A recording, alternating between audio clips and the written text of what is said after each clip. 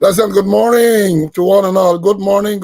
Pleasant good Monday morning to one and all. Welcome to today's episode of Speaking Out, Exposing Corruption and Incompetence. Today is Monday, the 17th day of March in the year 2025. Welcome. Hope you had a wonderful, relaxing, and even productive weekend. Hope you're looking forward to an even more productive week.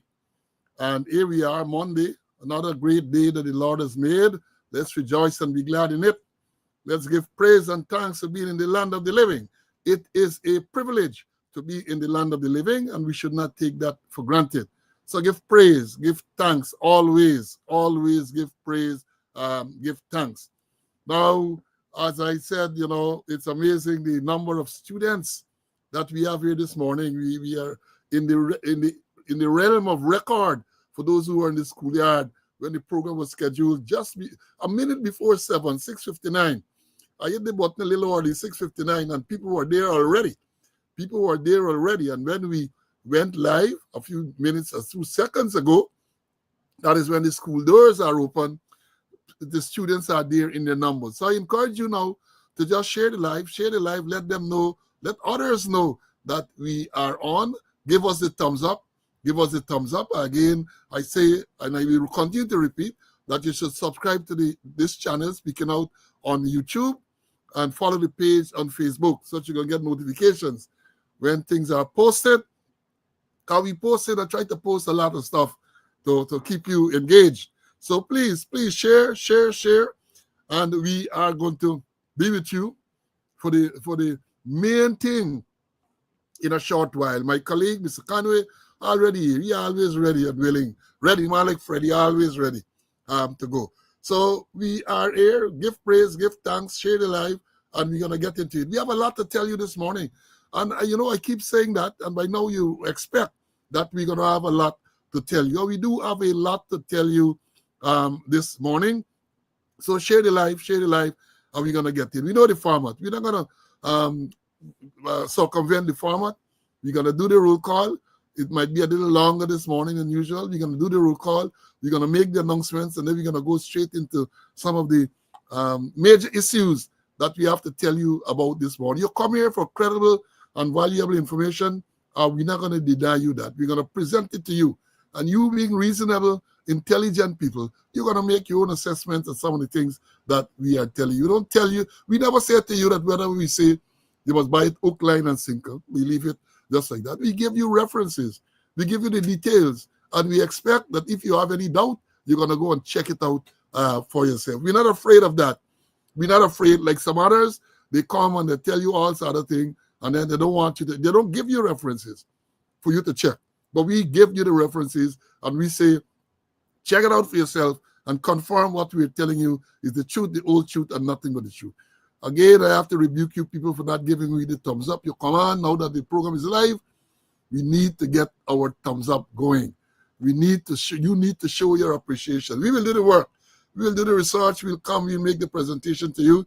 All you have to do is come to class and show the teachers that you're appreciative of their efforts, and you just give us the thumbs up. As I've said, roll call. The program was scheduled just 6:59 to be exact this morning, and as soon as we scheduled, we had the Conor Brookman is here. 6:59. Tessa, same time. Barlett from the Hills and Linden, same time. And then shortly thereafter, precisely 7, we have Moses, Peter, Kenneth from Maryland. Ulrich from West Dem is here at 7 o'clock this morning. Evelyn Vibert from Brooklyn, from New York, I should say. I'm not sure which borough he's in. Dav is here. Marlon, Hezzy, Gibbo is here at 7. Desiree from Georgia. Aubrey from Canada. Earl is here. And then, Lord came in at 7:01 shortly. We came in very early this morning. Carlton, my squad mate. Terrence from Canada, 9795. Sandra, Lennox, Dexter. Trotty is here with us. Felicia. Winston from California is in the house. Brian, Courtney. Those are the Sauls are here. Brian Saul, Courtney Saul. Charles is here. Barbara. Patricia from New Jersey. Wayne. Joan from New Amsterdam. Anthony from Petersall and the East Bank. Gaston, my squad mate from Canada. Roll, I gotta buck you up this morning, boy. That is your number?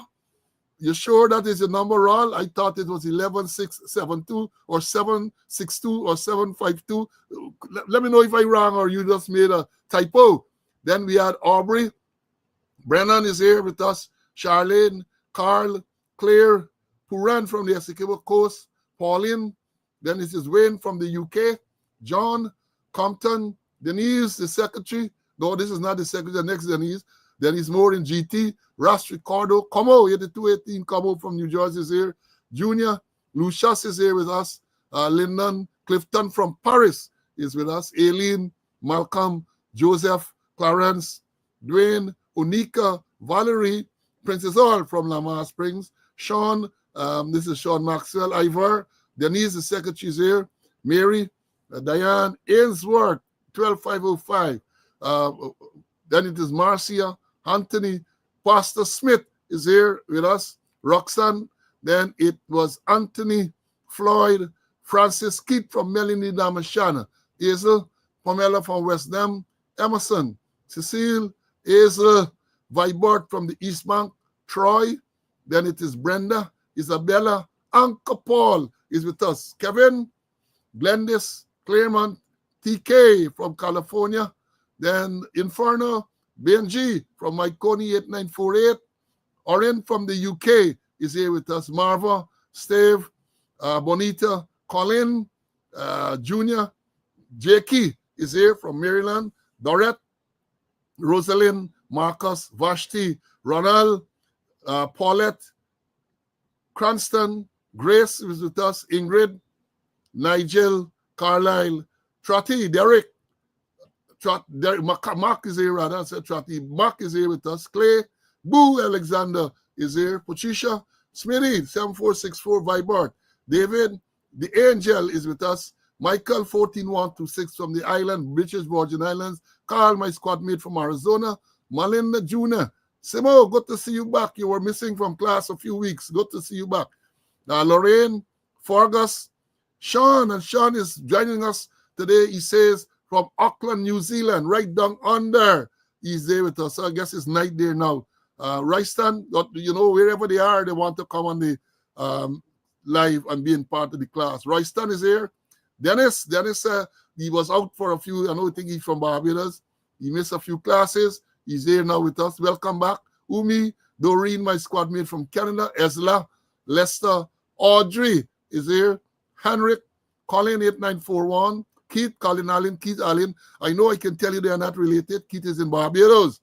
Michael from Imbai Madai is with us. David, John from Tennessee. Clay, Danny is here. Don, Nicola, Clive from the UK, 12789. Abera, Rayburn is here. Then it is Leon, and this is Leon Allen. Rastaman, Daniel from Linden is here. Then he talked about the accidents. I think there was a fatal accident yesterday at Linden on the highway there. Some car ran into a truck. Rhonda, and this Rhonda Chance, the original black man is here. Hope is here. Gary, Lorna, Sherwin, Amanda, Marcus. Then it was Elton, Marlon. Don is here with us. Roy from upstate New York. Norbert, Wilslow, Cedric. Terry, good to see you back. Rhonda Lane, that I'm still in the house. Jack, then Rob Pito, Melville, Anthony. Then it is Harold is here with us. And Harold is saying that but there's a funeral today. I think CC might be CC's squaddy's sister. Olive, Morton, Sandrine, Grantley, Akko, Gail, George, Orville, Alesta, Vorlin, Ovid is here. Jacko, Dylan, Gail from Florida, Jason, Vivian, Anita, Vibert, David, Doris is here. Welcome, Doris. Joy, Carol, Rastaman came back. Lyndon, Rickford, Carlisle, Everett, Trevor, Lawrence. Lawrence says the first time. He said, Lawrence is a first timer. Welcome. We welcome all first timers. We welcome you to this live and this teaching. Then after that, it was Vernon, then Kwame, Siobhan, and the last person in the schoolyard was Rockwell. And then after that, Rosie Rose pipped out Edward. And then it was Carlton Popo, Trifosa, Joyce, then is Gordon, Coretta, Mary, and the list goes on and on and on. Brandy is here with us very early. So yeah, you can see lots of students in the schoolyard this morning. And welcome one and all. Share the live, give us the thumbs up. We're gonna make the announcements, and Brandy as let me try to get Brandy off. We're gonna make the announcements, and then we're gonna go into the meat of the program. First announcement, we start. First of all, I gotta tell you that keep reminding you that this is an election year in Guyana. An election year, a lot of craziness is expected. It started already, and it's going to intensify. Don't fool yourself. It has started. It will intensify as we go along. Panic in the house. Panic in the house. They're going to come after people viciously. Fabrication. So watch out. Watch out. Don't be gullible. Don't be gullible. Then we have today too is St. Patrick's Day. St. Patrick's Day. March 17th, St. Patrick's Day. Our Irish brothers, they're going to dress up in the green, and they're going to eat the cabbage and stuff. And of course, they're going to have the beers and the Guinness and so on. And it says St. Patrick, it said that it's to commemorate the arrival of Christianity in Ireland. That is what the significance of St. Patrick Day is, the commemoration of the arrival of Christianity in Ireland. And it is not a public holiday in the U.S. Well, I know it's a public holiday in Ireland. So then so again, to remind you too that we're still in the month of Ramadan and the Lenten season. Our Muslim brothers are observing the month of Ramadan, and the Christians are in the Lenten season, which goes on to Good Friday. Now, let me say this, that was a sad announcement. The death of retired Assistant Commissioner and former Director of Prison, Welton Trotz. He died last Thursday. Suddenly, I understand, he died last Thursday. I know, Trotzy, you were there together. Trotzy joined shortly after me, I think a year or so after me. I think his number was 9874, his regulation number. I'm a 9500 police and 9800 police. And when I moved from Commander Brignam in 2008 to Deputy Commissioner Operations at headquarters, Trotzy is the person who took over from me at Brignam. And we had always have a very, very good relationship. And I learned, it was Thursday, that Trotzy passed away. So, and as I said, very good friend. And it's not so long ago, I saw him. He was driving. I was walking on the road going towards my car, and he hailed me up. Then I used to tease him recently about his white beard, like Santa Claus, right? So yeah, the information is we got so far is that he's going to be cremated on Saturday the 29th of March. Saturday the 29th of March, and they expect to have a wake at the Joint Services Housing Scheme Community Ground on the 27th. We're going to give you more details as they become available. Yeah, but Trotzy, retired Assistant Commissioner and former Director, because he was Director of Prison People. I think he took over from Mr. Dale Erskine. So Trotzy passed away last Thursday, right? And then we told you too some time ago about the death of the wife of retired Deputy Commissioner Arel Martin, Marge Martin. She passed away. I don't have any details about the funeral or so as yet. So I want to send out condolences to the wife, especially the wife of Trotzy, Carol, who worked with me for a number of years, and to all his relatives, friends, colleagues, and former colleagues. Condolences to you, and I hope that the good Lord will give you the strength to go through this difficult time. And before I bring in Mr. Conway, well, let me tell you, I'm going to keep reminding us that today, the 17th of March, 2025, is 369 days since Sergeant Vaughn. Sergeant Vaughn. You remember Sergeant Vaughn, Alex Vaughn, the police sergeant who was killed? They claimed by friendly fire. 369 days today. And up to now, we don't have a report. You can't hear what really led to the death of the sergeant. All we know, they say it's accident. We know that the postmortem show that he was shot 3 times. And I question, how can a person be shot 3 times accidentally? I question that. And they have not come up with any plausible explanation. And I made the point, and I'll make it again. Given the time that has elapsed, whatever they come and they say now, people are going to view it to the level of skepticism. People believe that there's a cover-up, perhaps with good reason. Why are you taking so long to let people know what really transpired? A police sergeant shot and killed in the line of duty, and 369 days after, you can't get no report. Now let me go to the happier announcements. Belated birthday greetings to student on the thing, Orin Beard. Orin Chicken celebrated a birthday recently. Also celebrating a birthday recently is, I don't know how to describe him, retired. I know he was chief inspector when he went on pre-retirement leave. I'm talking about Winston Watts. When he went on pre-retirement leave, he was chief inspector. And I think by the time he's ready to retire at the end of this month, he's going to be an assistant superintendent. So he was promoted while he was on pre-retirement leave. Not unprecedented. Don't jump and believe. It happened before. But I think I have to point that out. And then we have retired Inspector Dane Blair. Spooky, as we call him. Used to be at the TSU Armory there. Very, very decent, quiet man. Shot to us. He was a member of the Rifle Association shooting team. I used to coach him. And Spooky celebrated a birthday recently. You know, the TSU produced a lot of marksmen who represented Guyana. It started, well, even before my time, long ago, they had shooters. Then I came into the thing around 78. Then I pull in Good Luck.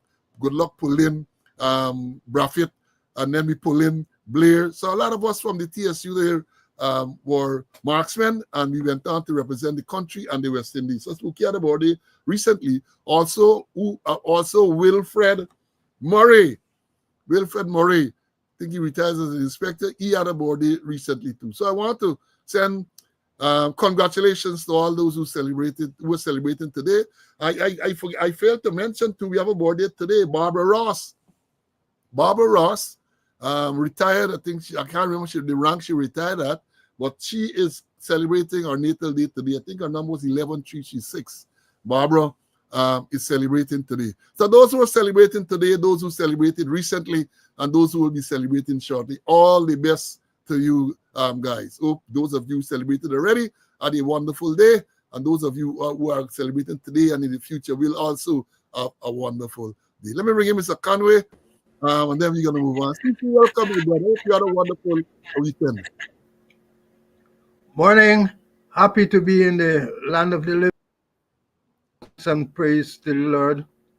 We're all in the land of the living. It wasn't a happy weekend for me because I learned of the death of my friend, my partner, and everything, Welton Trotz, who I knew since in 1980.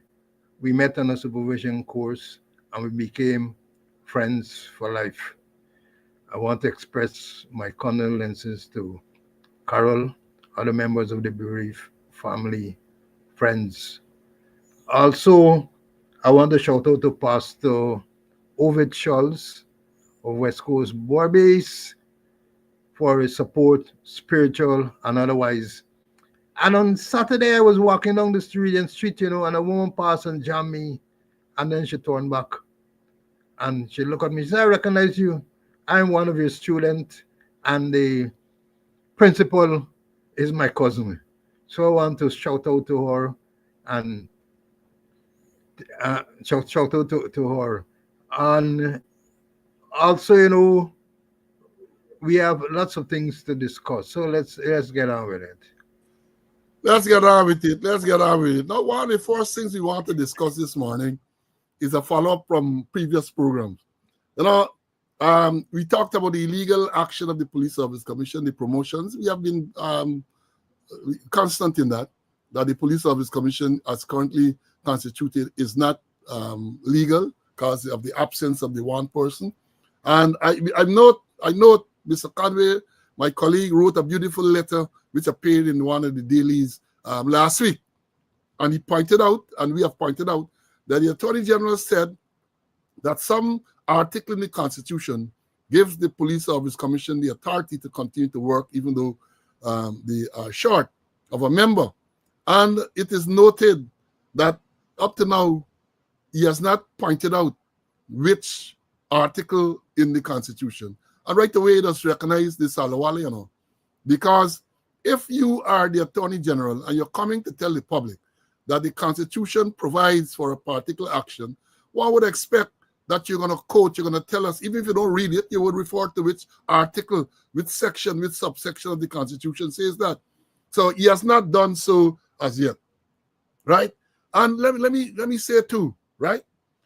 Persons are saying, following our comments and so on, persons saying that that the action, including the promotion of those ranks and the dismissal of Calvin Brutus, assistant commissioner, former assistant commissioner, should be challenged in the courts. And I agree. I agree that it should be challenged, but it is my view that the persons who are directly affected, the police officers who have not been promoted without any justification, Brutus, who was dismissed, they are the ones who should challenge. They are the ones who should challenge. They cannot sit back and expect people to fight for them. You can't sit back and expect people to fight your battles. You have been wronged. If you believe you have been wronged, you are the ones who must take the battle. They have to show the necessary courage. They have to show that they get balls and challenge it to make sure that the thing is righted. This willy-nilly supersession and the whole action by the Police Service Commission. Let the court decide. The court might decide yes, Nandalal, right. I don't think they would, but they might. But let's get it sorted out. Let's get it sorted out. And then the next thing I want to say, they sit back and people say, well, you should not me. I am challenging nothing, right? When in 2021, the Police Service Commission that I chaired, we challenged the what we thought was an unconstitutional action by the president to suspend the Police Service Commission, which he purported to do on the 16th of June, 2021. We challenged it. And at the same time, when the decision was handed down by the Chief Justice on the 28th of June, 2021, the promotions were released. We released the promotion. On the next day, the 29th of June, Anil Nandalal DSC went to Issues on the News, a program Tuesday night on NCN, and said that the government is not going to recognize the promotion. They have not recognized many of those promotions on today like today. And we challenged it. And we invited some of the affected parties to join us. And they never did. They never did. They didn't join us sitting back and want us to fight the battles to them. And because they did not join, that matter was prolonged for years. And the reason why, because the Attorney General then made the claim that because by the time the matter came up in the court, the life of the Police Service Commission ended. He claimed that the life of the Police Service Commission ended and therefore they had no standing, they had no right to pursue the matter. That is what the Attorney General claimed. And that prolonged because you had that interlocutory hearing and all of that. And I'm saying that if one of those persons who were affected had joined us, he could not have made that argument because they would have been there in their own right. Right? So we are fighting the battle for them. You are victimized, you're wronged, Brutus and others, you must fight your own battle. You must fight. And don't tell me about serving members and the fear of victimization and all of that. You have to show courage, as I've said. In 2003, when Jack Dew and Gadraj attempted to move me out of the force because I stood up to Gadraj and told him that the act that he wanted me to do was unlawful and so on, when he wanted me to return gun to man, I told him. And what I did, they decided they're going to move me out of the force. And my lawyer told me it amounted to removal from office without cause. And I went to court and challenged them. That was in 2003. I think I would have been around 48 years at the time. I challenged them successfully. You got to show courage. You got to show courage. And what happened? Yes, I was kept as an assistant commissioner because of that, the vindictiveness of the system for 11 years. But I don't mind. I maintained my dignity. I maintained my dignity So those who are in and are affected, you can sit back and decide, you're waiting for somebody to fight the battle for you. Well, maybe somebody can emerge, but not this man. So I thought I'll mention that. Because people were saying that, well, we should challenge the action of the Police Service Commission in the promotion, even though they are, according to the article of the Constitution, they are not fully established and so on. So they got to challenge, they got to fight, they will fight. Let me bring Mr. Conway to talk about that, to make his comments. CC, what are your views on that? Are you willing to stand up? Are you willing to stand up for those people? I am sticking to my views. Oh, sorry. Yeah, go ahead. Yeah, that is unconstitutional. The promotions are null and void. But there are persons who were affected, and they must be man enough. They must get seen. They must get backbone. They must stand up, and I'm not going to fight for them. We give them on a plateau. We made it clear that this is unconstitutional, and they must fight for themselves. We're not going to fight for them. Even Brutus and all must fight for himself. You'll be fighting for other things because the thing was unconstitutional. It is illegal. The tribal union was illegal. That dismiss him. So they must fight for themselves, Paul. I am not going to fight for them. We give them, we lay the groundwork, and it's up to them. They must fight for themselves. And just like you, when you defy the president and they defy Gadraj, it caused your deputy commissioner. And it also caused me a deputy commissioner become deputy commissioner. It caused Ivla Whitaker for become a deputy commissioner because Jack the won't give you, so none of we ain't get. So you write out all of us. So that's it. But I'm saying I am not going to fight for them. I wrote and I expressed my views unconstitutional, and they must fight for themselves. Fight for yourself, boy. Fight for yourself. You must. We used to play cricket. That was a game we used to play. Fight for yourself. Get the ball, bowl, out the ball, bat.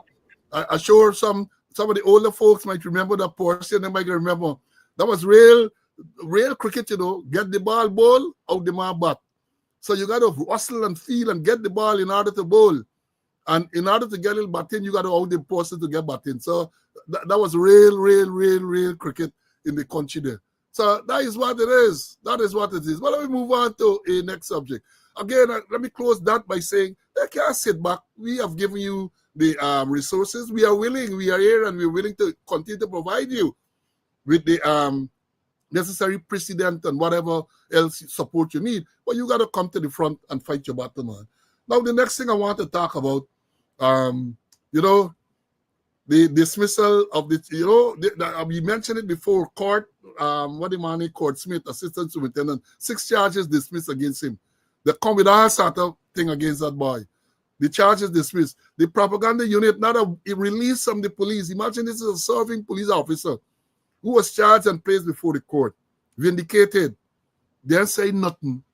They're waiting only for when something adverse. If there's something adverse against Slow or Conway or some partner they believe get political leanings, they go here, they're going to jump up and they're going to write all sorts of crap as they usually write. All sorts of nonsense they're going to write. But one of the own colleagues, right? Charges against him, 6 charges dismissed, and they're quiet. Right, they're quiet. Now, let me say this. Let me look for this thing. I want to read something for y'all, because we just say it's not all bad. Something that believes that we only talking bad about the police. That is not always so, right?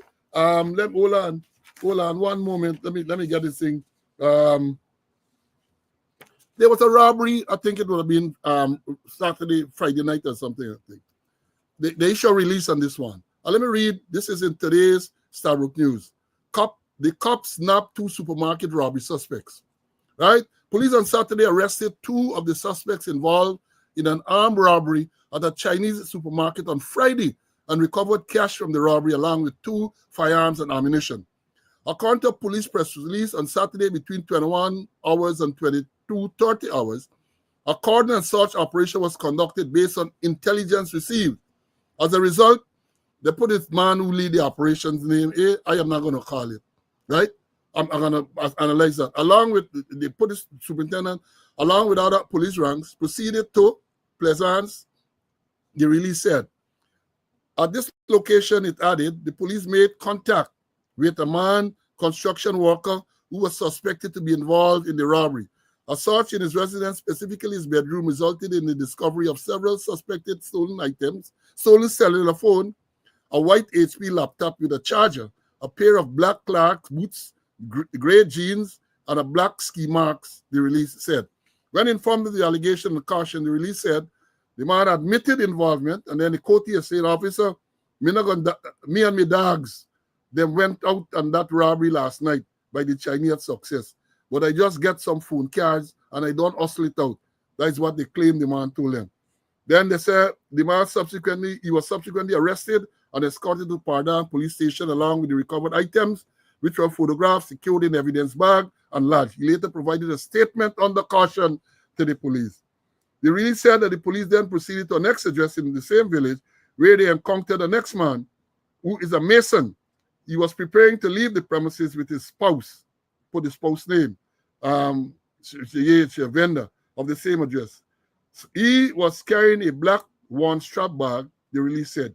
A search on the bag led to the discovery of a black FNS 40 handgun, along with a magazine containing 11 9mm rounds, it added.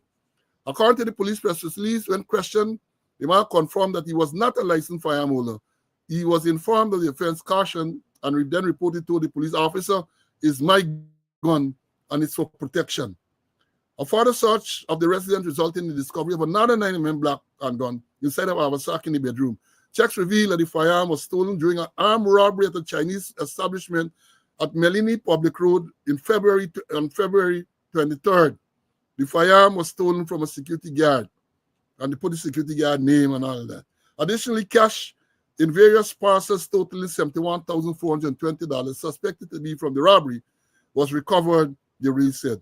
The man admitted ownership of the firearm and ammunition, further stating that the recovered cash was part of his share from the robbery. That is what the release said. He added that the man said he was not a licensed firearm owner and told the police officer that the gun belonged to some Orange or something. First of all, let me congratulate the police for moving with alacrity. This robbery occurred on Friday, and they said they arrested suspects on Saturday, the very next day. Good work. However, you got to point out, they say it was an intelligence-based operation. One if they had a warrant to go and search the home in particular. One if they had a warrant. You see, this is where they're falling down, you know. You get intelligence. You're saying this was an intelligence-led operation, meaning that you get information which you process into intelligence to say, well, these people were the suspect. How long would it take for you to get a search warrant to search the house? How long? But they don't do that any longer. And these are the things that gives the attorneys, the defense counsels, further to fight the police. Good work. You get information. You're going to conduct search, arrest the people. Get a warrant, man. Cover yourself. Get a warrant. Get a search warrant which authorizes you to go and search whatever is declared on the warrant. And I continue to make the point with this corporate propaganda unit putting people name. They put the superintendent name who conducted the search, who led the operation. Why? Why do you want to put the man and put, for all you know, you're putting the man's family and the man's life in danger? Because you might go, you search some place where violent people, maybe they're involved in some, they're some part of some gang and decide they're going to seek retribution. It is not necessary for you to put the name of the person, put perhaps a senior police officer conducted the search. Why put the man's name? Why put the man's name? And they do keep doing it all the time. And the people like the police, perhaps they are not complaining.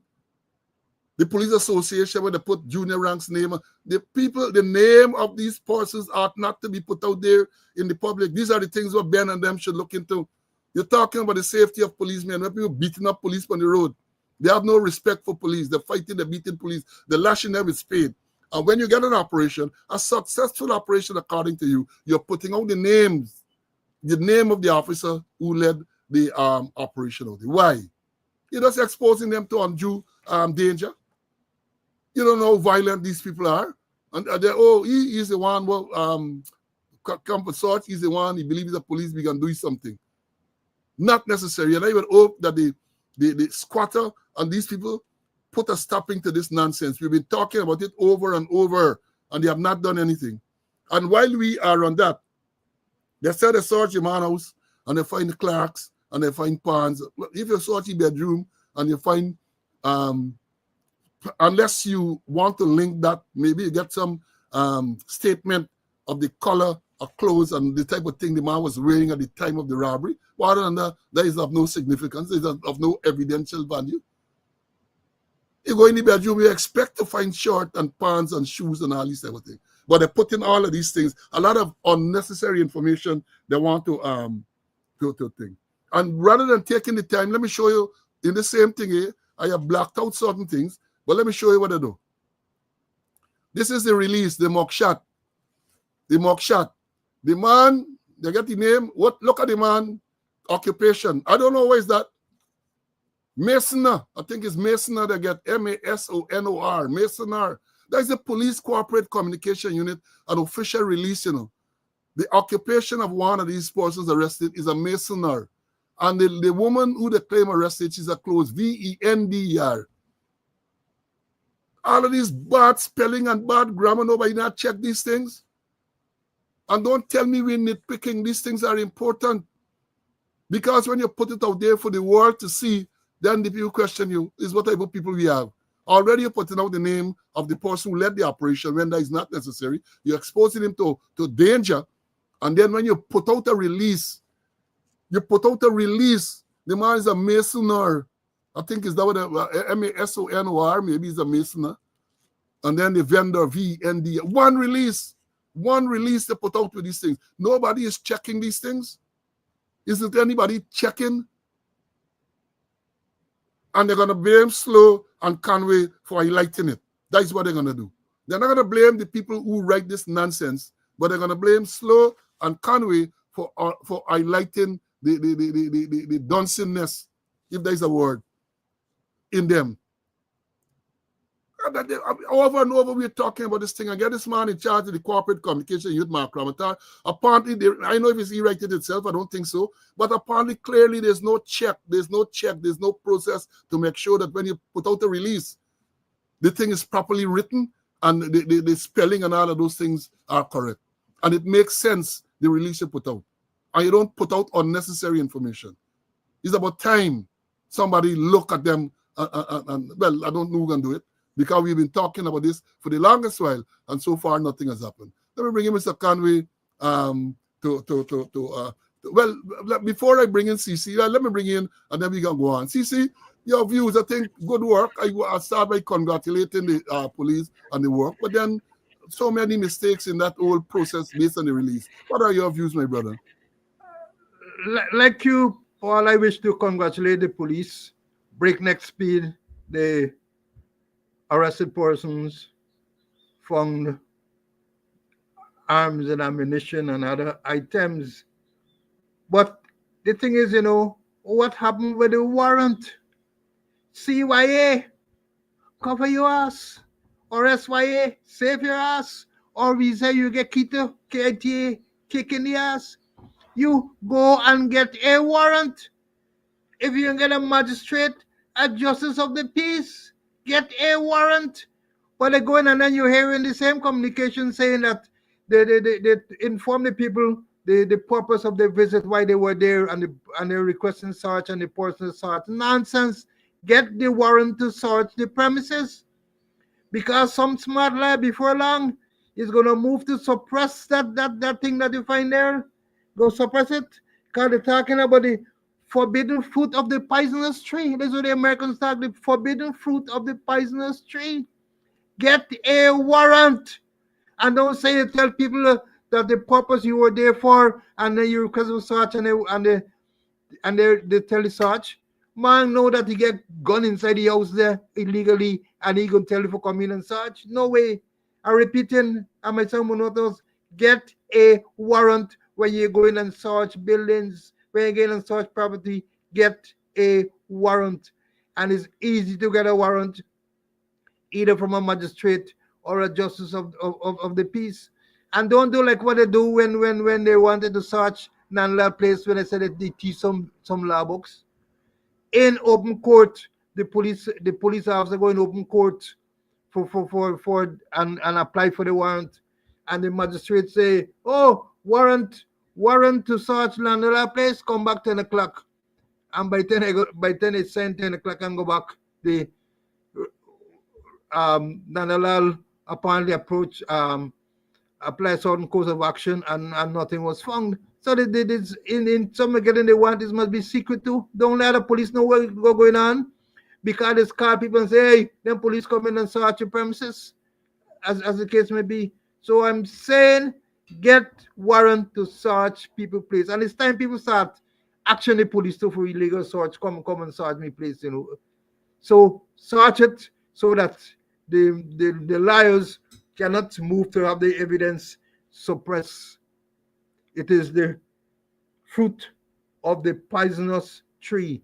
And then they're writing a whole set of nonsense, wrong spelling, wrong English, and a whole set of things. Continuous, they do nobody, no checks, or no checks is being done. I want to believe it's them little constable about the place. They just write something, and when they send, they just publish it. So the thing is, good work, but then might very well lose excellent case in court because finding the article is just part of the process. You have to go in court and you have to give the evidence. And if or the case would do like what would happen like when Suku charge people finish at no case submission. So I'm saying, I repeat it myself, get search warrant if you're going to search. And more so you're saying you get intelligence. You get intelligence, so all the merrier. All the merrier get intelligence. Go to a justice of the peace. Go to a magistrate, or in his absence, go to justice of the peace and get a warrant and CYA cover your ass, or SYA save your ass, or you get what is called keto, kick in the ass. I see one of the students is saying, I like my students, you know. I like my students. Vendor, VNDOR is British English. As we were taught, vendor is American. Both are acceptable. But I just Google the thing, and it said VNDOR is a standard spelling. And then said the New Yorker, as part of his bizarre house style, uses the spelling VNDR. No one else does, besides those trying to emulate the New Yorker style. So is somebody understand? Like I'm criticizing, you know. We are just saying, you know, the story information is readily available to all of us. And you say vendor is acceptable, but what I'm saying here, I just Google it and I say it is not. It says VNDOR is the standard spelling. And then they go on to say the New Yorker, as part of his bizarre house style, uses the spelling BNDR. No one else does, besides those trying to emulate the New Yorker's style. Right? Right, so that is, I just wanted to, not that I'm criticizing the student, we like the interaction, but I just putting out what is there for us. I failed to mention earlier too, that today, the 17th of March, just over about an hour ago, Trinidad has a new prime minister in the form of Mr. Stuart Young. Mr. Stuart, as a matter of fact, I looked at part of the swearing-in speech. Mr. Stuart Young, new Prime Minister of Trinidad and Tobago. He was serving as the Minister of Energy and Energy Industries, and he replaces Dr. Keith Rowley, who resigned. And according to the report, the cabinet is to be sworn in at 3 p.m. today. At 3 p.m. today. But yeah, so there's information. The new Prime Minister of Trinidad and Tobago, Mr. Stuart Young, and Keith Rowley, the previous Prime Minister, resigned. You know, Trinidad going through a turmoil with crime and all this everything, murders and all that. I don't know what caused Mr. Rowley to resign, Dr. Rowley, but he resigned, and the new Prime Minister was sworn in this morning, right? So just by way of information, we bring information at 3 o'clock this afternoon. You can tune in YouTube somewhere. I'm sure you're going to see the cabinet ministers being sworn in, and you're gonna hear who the new cabinet ministers are. Now moving along. I told you all about the dismissal. Now coming back to the same matter with the police cooperative communication unit and the police and all. The discrimination, even when it comes to when people are arrested, how they are processed, the mugshot and so on. The mugshot. I told you what they do selectively. For example, the one that we showed just now, there were 3 persons in the paper, big mugshot, with the name, address, offense they are alleged to have committed, and all of that. They got a man, we told you about too, about a gentleman. Well, I don't even use the word gentleman loosely. There was a murder of months. There was a killing. Let me put it correctly. Let me be politically correct. There was a killing, Blackbush, on New Year's Day. Remember that? And it says, Mooney Ramnarayan, a 65-year-old businessman of Lot 14, Lesbiol and Blackbush Pola, was today charged, is on the 12th, with the manslaughter of this young Yognan Chitram, a cane harvester of Alness. He appeared before the magistrate. He was represented. He was granted bail in the sum of $1 million and was required to surrender his passport.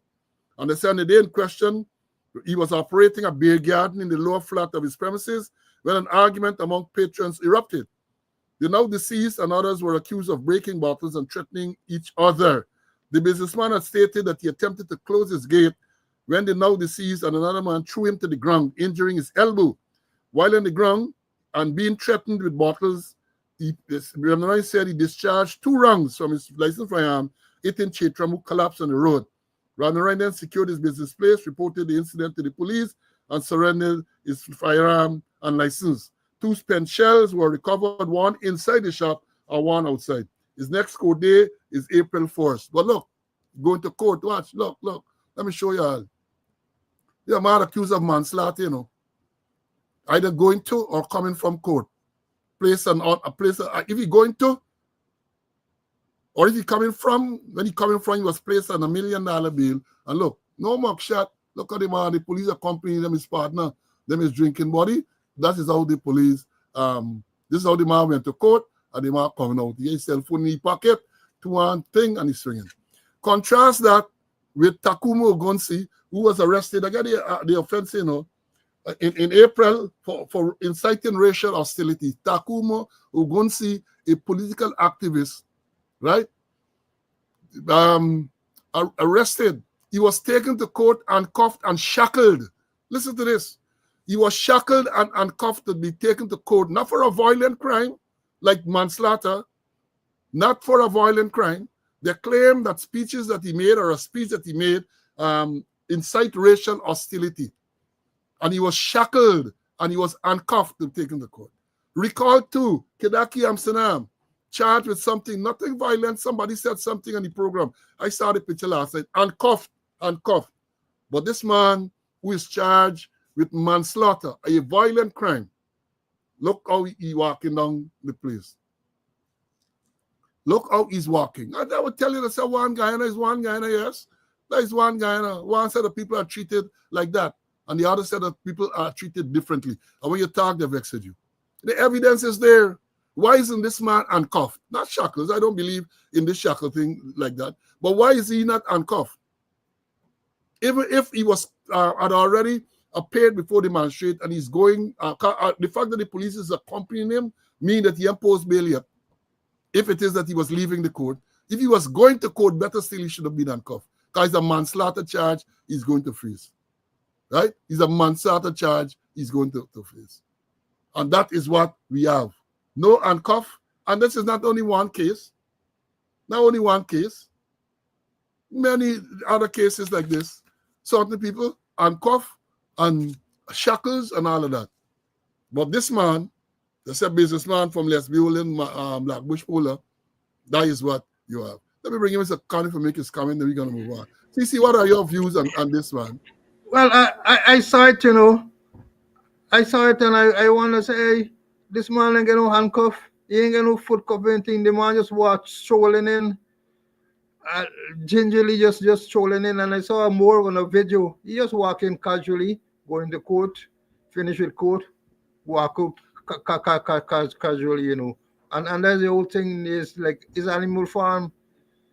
All men are equal, but some are more equal than others. And it's high time police, among charged with shooting somebody maybe is, to me it looks clear like murder, but I break down to manslaughter, the death of a human being, and that's how you're treating him, like body, he and the police body, and there's the whole story. And it took a long time before they charge him too. They took a long time when it was simple straightforward matter. For me, the matter didn't even got to go to DPP. They had enough evidence there to charge, and then maybe send the file to DPP. But it went to the DPP. DPP said charge, and then they're treating him like a brother. Well, let me tell you this. Them commander where you get now, there's no commander, none, who will institute a charge without getting advice from the DPP. Even though we know you can institute and then send for legal advice in some cases, because I said this to the policemen on this show. This is a discussion we had a long time ago on this program, and I had with the then Director of Public Prosecutions, Ian Chan. And he made it clear. He said where the DPP advice is required before the charge is instituted, the law so states, because the law will state that no prosecution will proceed unless the fiat of the DPP is advised. It is stated. And Ian Chan said that all other charges, all other offenses you want to charge, you can charge. Then, of course, you can send it to be reviewed by the DPP. But there's nothing compelling you to wait on the directions, the advice from the DPP before you institute certain charges. And again, when you read the offense, it will say that no charge can be preferred unless the fiat of the DPP is obtained, in which case your police can't charge until the DPP sanction it. But once that is not stated, you can go ahead and you can charge some simple thing, people charging disorderly behavior and some simple legal advice. And that is why the DPP complains about the volume of files that they get. And that is why the DPP, in many cases, has taken control over the whole process. When that is not it, you've charged, and when the DPP can always decide to institute, rest the one alongside the eye, institute some other charge, or instruct not to continue with charge. So that is what should happen. But again, it requires knowledge. And the police officer that you have now, especially right up to the level of commander, accidents, crimes, all got to go for legal advice. And we know that in many cases, when I used to be a commander, when I used to be the traffic chief, the file come to you, you read the file, and you turn it back. You don't go in anywhere further. You turn it, you give them instructions to institute charge. You give them instruction to institute charge. I was king for that. Because I learned that when you, and let me tell you all this too, commanders. Let me tell you all this.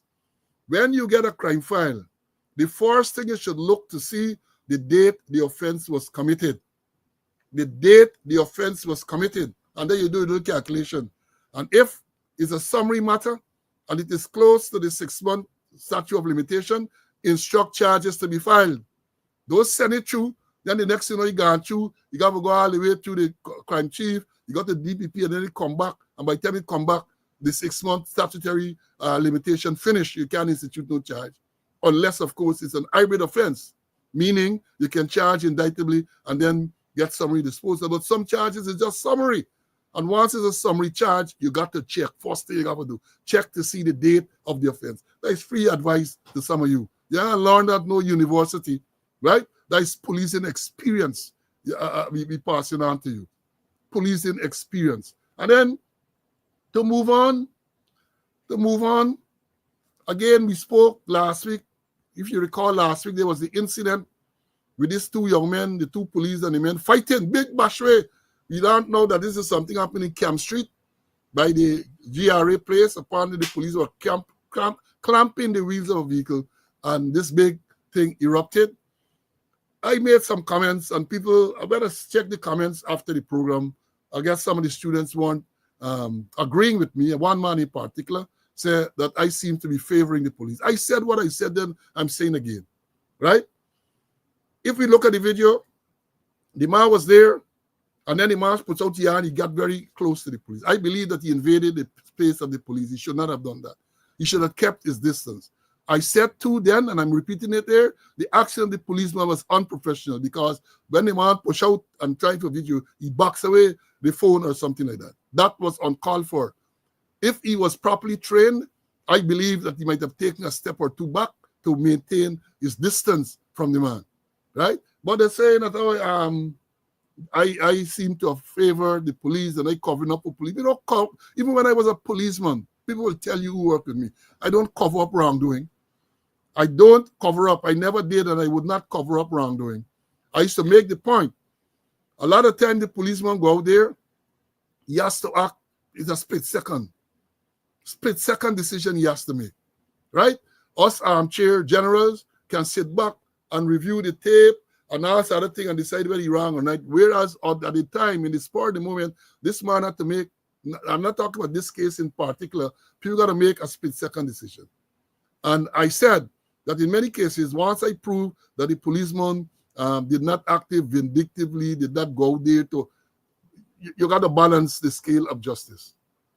You got to balance it, right? But when a man leave the office and he gone out there for, say, taking bribe and thing, people know me, I never tolerate that stupidness. So the follow-up to that is that the two men were arrested and charged. The two men, there's the two civilians. The one will lash the police with a spade, and I think the charge for assault and one charge for damage to property. They were placed on bail.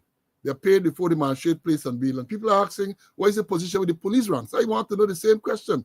I want to ask the same question because it was clear that the policemen acted unprofessionally.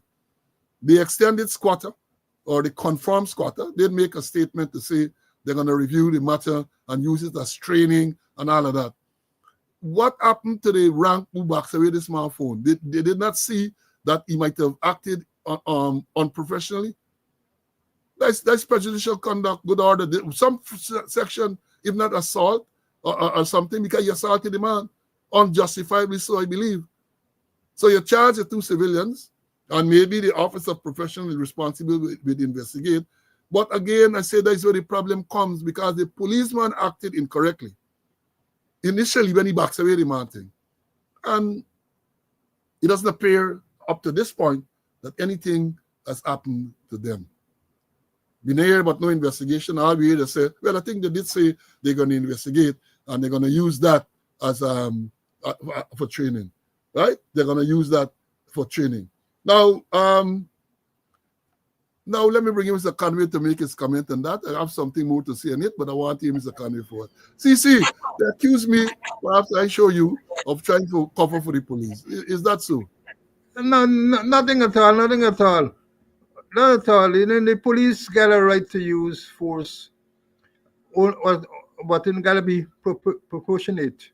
And the thing is, I was surprised too that they didn't send the file to the DPP. I'm surprised they didn't. That file didn't go to DPP. Police got a right to defend themselves. You could use force, but depends on the amount of force that you will use. And then we say all the time, like police ain't getting proper training. They ain't get training in self-defense. They ain't get training in anger management. They ain't get training in conflict resolution. They ain't get training in effectively dealing with people. They ain't get training in effective investigation. All sort of things that they need training, and there's lack of training. But when the police is right, we defend them. When they're wrong, we say they're wrong, But the use of force, it got to be justified, And force is sometimes a necessary part of the police tool that they have to use. They got to use force. Sometimes even amongst the deadly force also. But it got to be justified, and it got to be proportionate to what is happening there. So the thing is that many times the police, instead of de-escalating a situation, they escalated it. So they make it get out of hand. And we've been saying all along the line, it boils down to lack of proper training. police can't defend themselves, like they don't do self-defense anymore. And also what they carry, they don't walk with button anymore, and anything. In we days we had to get button. I remember Stanley Moore when he was Home Affairs Minister. He made the commissioner, I think it was like Barker, had over a couple thousand buttons. He said police going to use buttons. I remember we had submachine gun we used to call SMG. So when you go now, the police is give you what you call SMS. We call it Stanley Moore Special. You arm with a SMS. And the police pants they used to make a button pocket. But them pants what they wear now, they're so tight now they can't get button pocket in them. They can't carry no button. And so a lot of systems going wrong all the time. But we're saying use of force, maybe we gotta use a whole episode to talk about use of force, including extreme force, including lethal force, including non-lethal force. We need to maybe for one of the episodes we talk about use of force. Good suggestion. Good suggestion. Use of force. Yeah, you say SMS. Stanley Moore Special. They had the recently last week. They had the inspectors and sergeant conference. We spoke about it, and we said maybe it's a cat before the hours, because one would have thought that you would have only the sergeant and inspector conference before you hold the officers conference. So issues that come up from the bubble up from the bottom there at that middle level will gain the attention of the people at the top. But you had the officers conference, and then after they had the inspectors and sergeant conference. And during that conference, remember, we have been calling on this program for the longest while for police to be issued with less lethal weapons. We said pepper spray, taser, button, and the like. Policemen on beat duty, going on patrol should have these things. You can't be sending out police on duty and the only thing they have is a gun. We made the point, and we used the Maikoni killing as an example, a prime example, where maybe a taser would have been the ideal weapon to use against that man who they said was of unsound mind, showing sand to the police. They end up shooting at the man and the man who was trying to restrain him, killing both of them. And we hear about that investigation to killing both of them.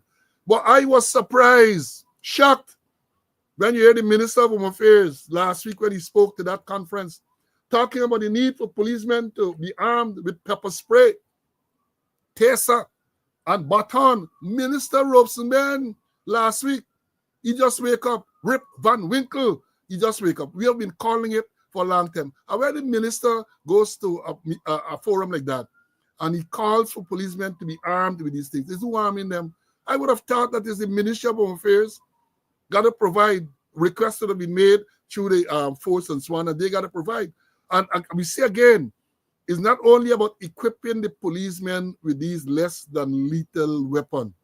It's about making sure that they are properly trained.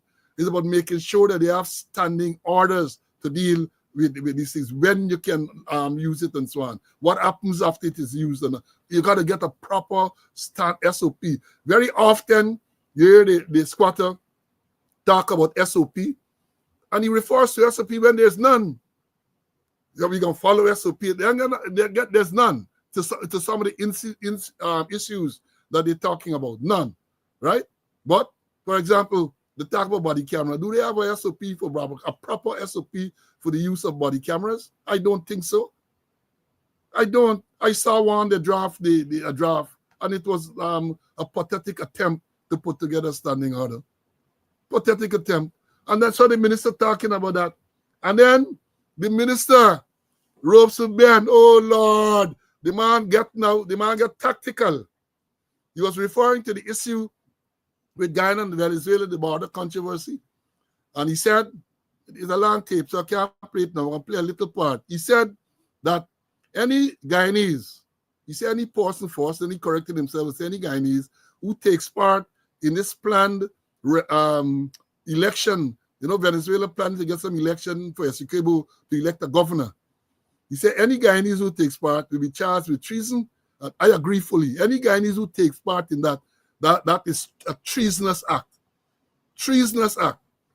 Then, sir, they're going to be charged with treason. And then he gave some tactical advice what he believes was tactical advice to the police. Hear what he says. I can play it. I can play what he tell the police they must do. Let me find the tape, man. Let me find the tape. He tell the police that what they got to do. I see somebody mention it in the thing. Let me find it here first, man. Listen to it carefully. It's a short, very short. That's about 15 to 16 seconds. The Minister of Our Affairs, Ombudsman, giving advice to members. He was addressing the inspectors and sergeant conference, and he giving them what I believe he thinks was tactical advice. Here we go. You who are out there, if they come, we got to shoot and scoot. And shoot good and scoot. And keep shooting and scooting until help arrives. Students, you have to forgive me. Let me play this thing back. You who are out there, if they come, we got to shoot and scoot. And shoot good and scoot. And keep shooting and scooting until help arrives. So, y'all forgive me. Please forgive me. I found this thing so hilarious. Somebody asked me this morning, what the minister mean by that?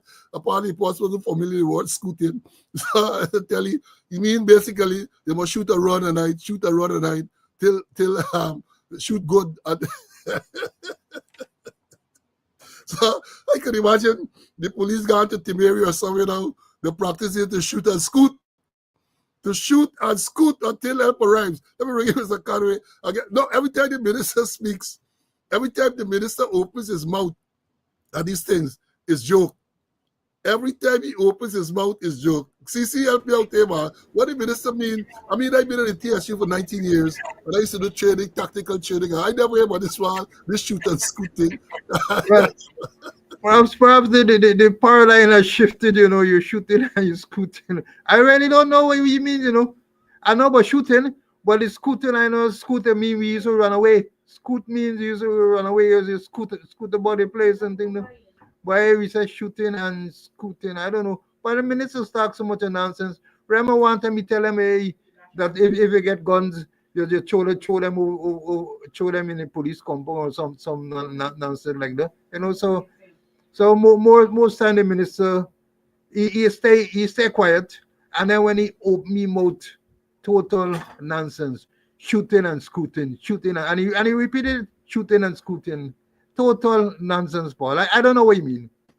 Shoot and scoot, man. Shoot and scoot. Let me play the one that you hold on. Shoot and scoot. They get one that you're referring to here, where he talks about look.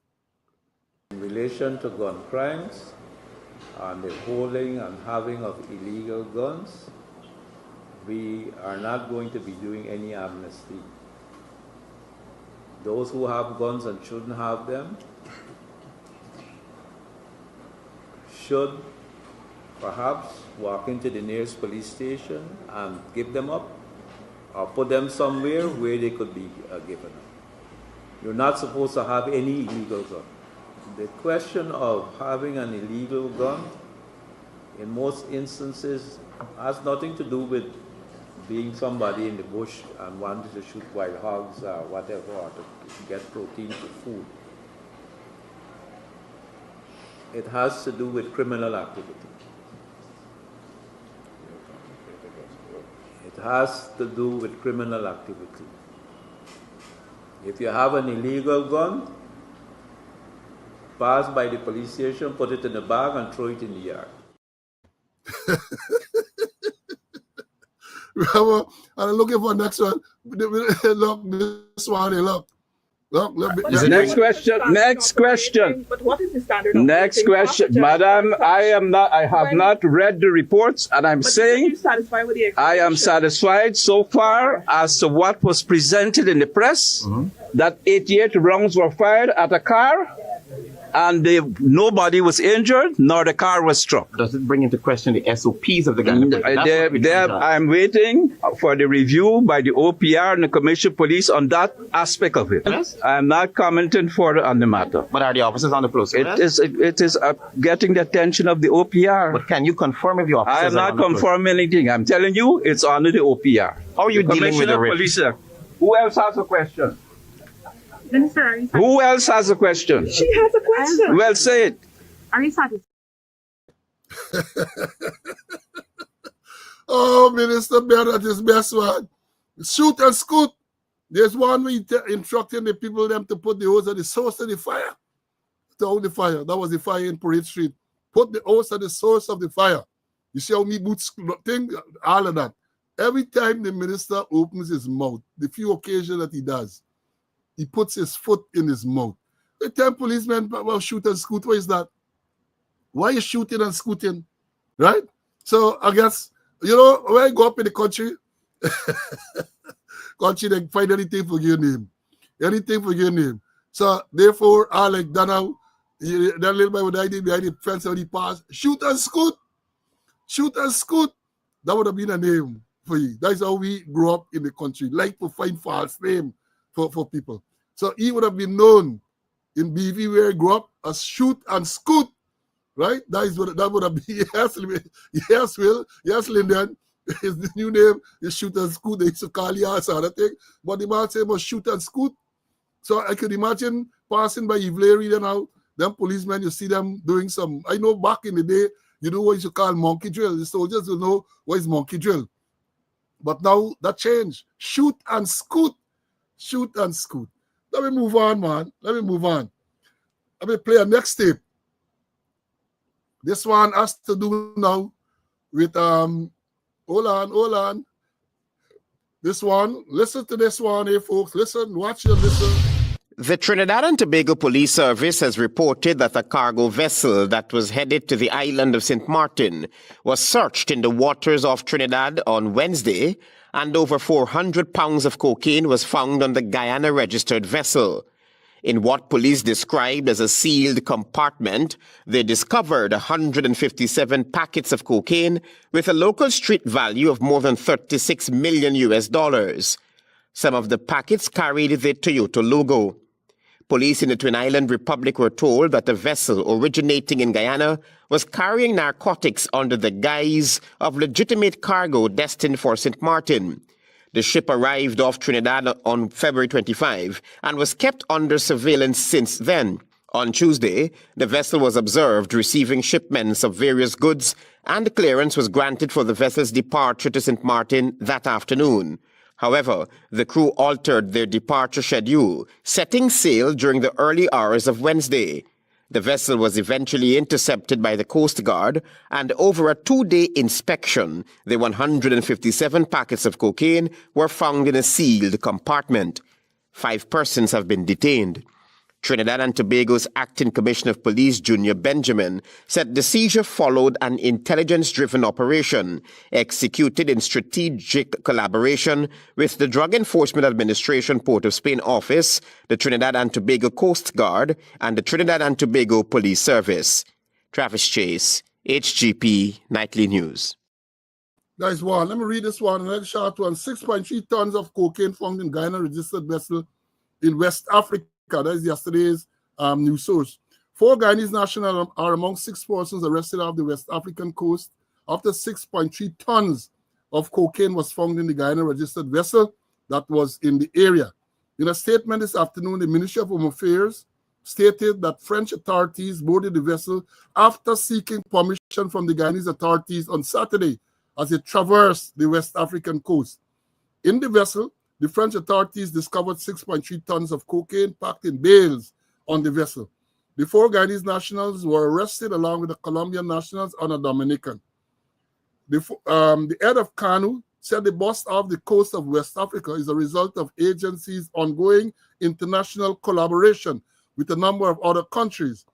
The government of Guyana today said it reaffirms its commitments to strengthening international cooperation in the fight against transnational organized crime, particularly narco trafficking. Then I tell you about this other thing. Now, what struck me as strange, is that they're saying that the statement from the military said that the French authorities, this is a vessel off the coast of West Africa, they say, and the French authorities boarded the vessel after seeking permission from the Guyana authorities.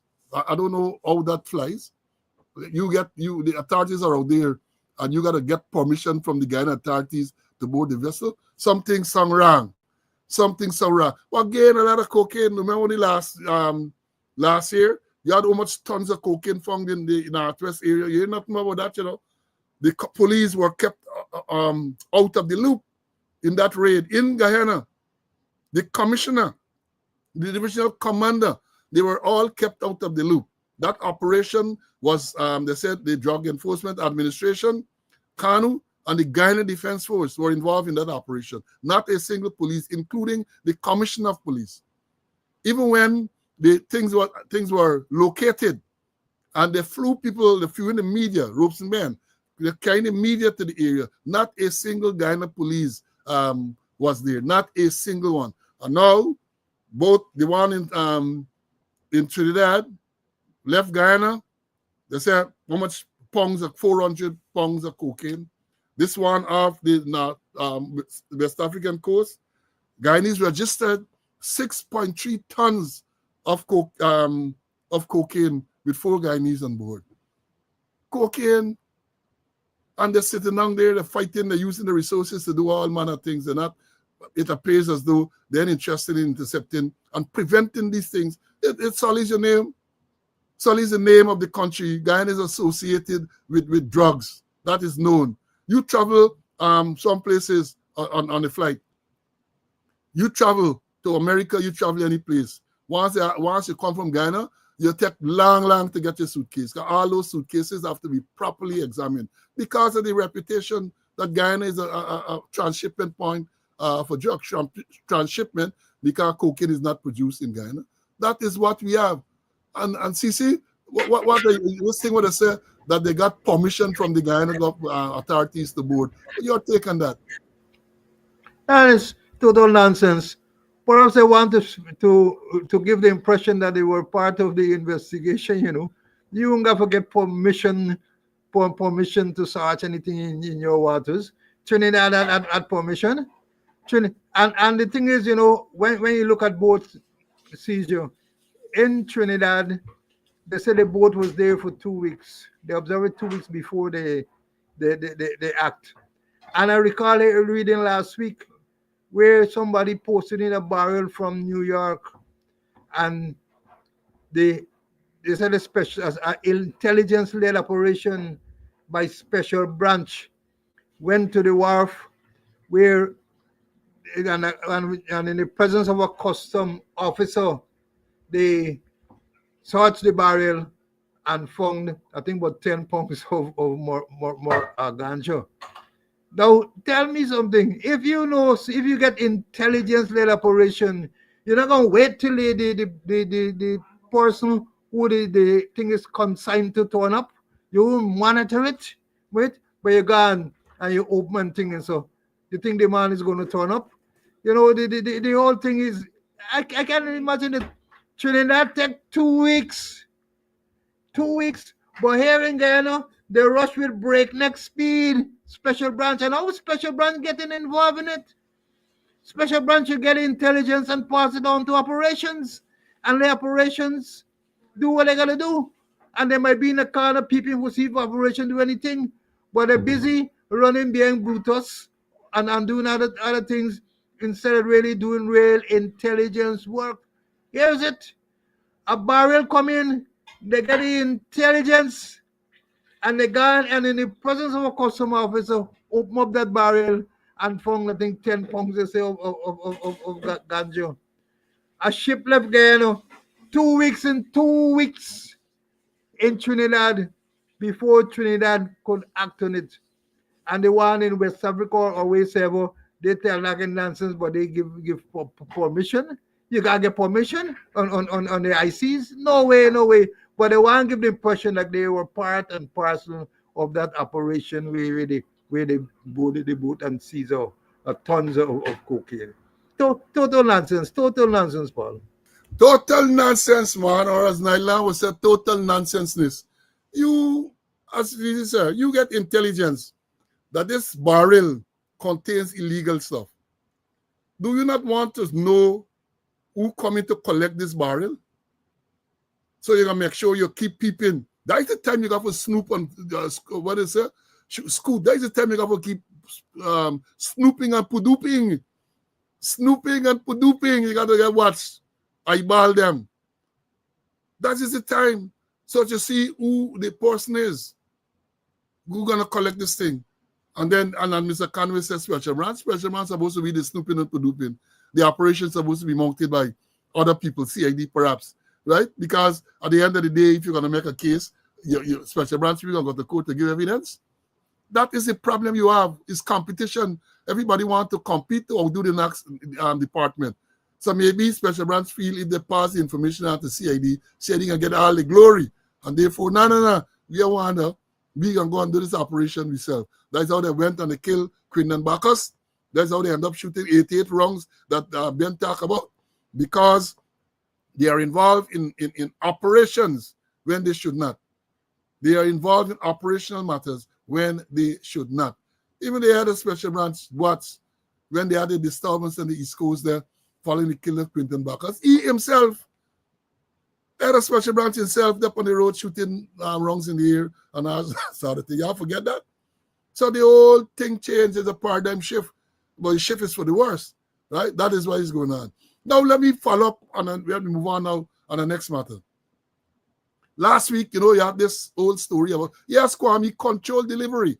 They don't know about controlled delivery. Last week, we talk about this, the Mohammed story. All of a sudden, GRA discovered that 4.5 years ago, the Mohammed undervalued, they said 3 or 4 luxury vehicles by $900 million. So they're calling on them to now pay up the $900 million within 2 weeks. I think yesterday might have been the 2 weeks. Or they're going to seize the vehicle. Mr. Mohammed, the elder Mohammed, made a statement. And among the things he said that the government doing business with them since they were sanctioned. And as to be expected, the vice president at one of his ramblings denied that, said that. He said, if you do business with them, because, let me back up. Mr. Mohammed is claiming that the sanction is that they can't do business with American entities. I don't know that is completely accurate, because the Magnitsky Act tells you about doing business with anybody, right? But that was his point. And that is Jack. They'll say, well, anybody do business and thing. They are implying, even if you take photograph with the Mohammed, you will get sanctioned. Mohammed being very generous, he building out and he presenting things that those persons who receive those things can be sanctions and so on. That is a damn thing. But also, some time ago, the vice president made it clear that, well, apparently he didn't know about the Mohammed's contribution towards the PPP and all sort of thing. They may know about that. When the issue of the sanction arose, the president said that, he's not going to be compromised. And some people raised the issue about him traveling in one of the vehicles owned by the Mohammeds immediately before he was sworn in and immediately after. And he denied. He said once he was sworn in, he never used the vehicle. And we had produced the evidence. I had produced the evidence. And look again, I go into the archives and I found it. This is the vehicle owned by the Mohammed. And as you can see here, this is the presidential crest, which signifies or which indicates that this vehicle was used by the president. That would have been after he was sworn in. So the statement by him that he never used the vehicle after is not accurate, because going to the swearing-in ceremony, he could not have used the crest because he was not the president then. This had to be after he was sworn in. Right? So evidence. We'll be talking about evidence. And then the other evidence that surfaced over the weekend is evidence to show that the Mohammeds were supportive of the PPP. And let me show you what we're talking about. This is the check, a Citizens Bank check for $20 million. And even said Nasser Mohammed Enterprise, and see, paid to the order, PPPC, $20 million. And this was in April the 2nd. The date of the check here is April the 2nd, 2024. That was before the sanction. I think the sanction was in June. That was before. But it shows big contribution, $20 million contribution in my book is a lot of money. It's a lot of money. So then, again, the county, Nassar Mohammed, Mohammed's Enterprise, 29 Lombard Street, Working Ross, Georgetown, PPP, see, $20 million, 20 million, and it's a Citizens Bank check. The evidence is there. I say April, yeah, but no, it's when? It's the 5th month, man. January, February, March, April, May. So, yeah, May, correct. May is May. Thank you. May the 2nd, right. All right. So there's one. Then they claim, Mohammed said, well, they even do business with them after, which is denied. Again, evidence. Look. This is the Bank of Guyana check paid to Mohammed Enterprise the sum of $21,890,000. $21,890,000. And the date of this, sorry, I didn't get the date, but this date is the 30th. Something wrong when I did the slide. The 30th of December 2024. This one is dated. I didn't observe this before, or else I would have done it over so you can see the date, but I remember the date. This date for this check, this $21 million, $21,829,000. 21, what is it? 21 million, $12,890. That is what is listed there. And the date of this check is the 30th of December 2024, long after the Mohammeds were sanctioned. Bank of Guyana check. And no individual can write Bank of Guyana check. Bank of Guyana check means it come from the government. Come from the government. So it means to say, therefore, that this statement that they never did, because remember they're claiming if you do business with the Mohammed after the sanction, you're going to likely to sanction too and so on. So tell me, you're suggesting then that the government is likely to be sanctioned. That is what this is saying to me, because they did business. I don't know what the nature of the transaction is, but this check shows that they paid to Mohammed over $21 million in December of 2024. Facts, buddy. Facts don't lie. They are stubborn things. They are there. And I would say that I would hope that Mr. Mohammed, I say he shouldn't be like Brutus. Brutus made the statement some time ago, he ain't going alone. He get evidence. He didn't produce, up to now, he ain't produced no evidence to incriminate anybody else. Right? He has not done so. But it would appear, I don't know who provided this evidence of the contribution to the PPPC, $20 million, and the check paid by the government or some government agency to Mohammed in December of 2024. Dig up investigation, buddy. Investigate. Yeah, share this live. Share the live. Share it. We catch them in the lie. They sit there and they lie all the time. They are congenital liars. Right? That is what they are. Let me bring in CC to talk about this payment and this sanction thing, and then we're going to move on to what's supposed to be maybe the final subject. Your views on this thing about the contribution and the payment to the Mohammeds. Your views. It is clear, you know. The facts are there. The facts don't lie. Staring you in the face. There's a stare in the face check. $20 million paid to the PPP. And they said they weren't doing business. And then the other check. And that is a Ministry of Finance check. I recognize the signature of the Accountant General there. And another person, you know. What I don't know what the money was for. What business the Mohammeds had with the government that they had to pay him a Bank of Guyana check. And I don't know what if the check was cash. If the Bank of Guyana did any transaction with the check, you know, the whole thing is a set of lies. And then I can't think Jagdio, you know, because Jagdio is a Russian train, and the Russians used to say, tell a lie, make it a big lie, repeat it often, and the whole world will believe it. I think the indoctrination he get from the Russians there, and he's still using it at the time. Tell a lie, make it a big lie, repeat it often, and the whole world will believe you.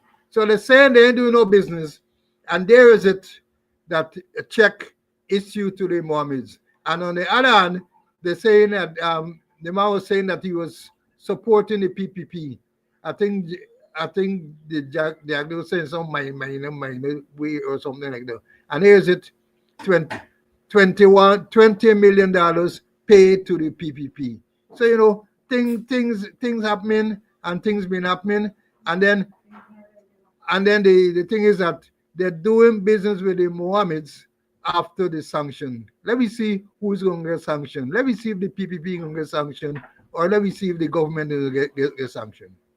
But more than that, they want to give the impression anyone, if you even take a photograph with the Mohammeds, or the Mohammed now making contributions, building house, they're giving the impression, they're trying to create the impression that if you are the recipient of the gifts from the Mohammed, you are likely to be sanctioned. But here it is, they paid $21 million in December, that's just 4 months ago, to the Mohammed. So maybe on Thursday, the Judge going to be asked about that check, and he got denied. He going to say, well, let me don't preempt what he's going to do. But it will be interesting to hear his answer to that. It will be interesting. Now moving on, let me say this. Where we congratulated the police earlier on this recovery of guns and the arrest of these two men, it's good work. Let me don't put it down. We tell them, we are advising that in matters like that, get a warrant to cover yourself. Get a warrant and you go and you execute the search. Normally, a warrant is executed during the day, right? But once you specify a time, the JP or the magistrate can specify a time during the night when this warrant can be executed. Get the warrant. But having praised them, I saw this morning that someone complaining. That's what we say. You do a good one section and then another section, do some bad, bring the police into disrepute. And the people call overseas-based armed robbery victim, lambast police over lack of action.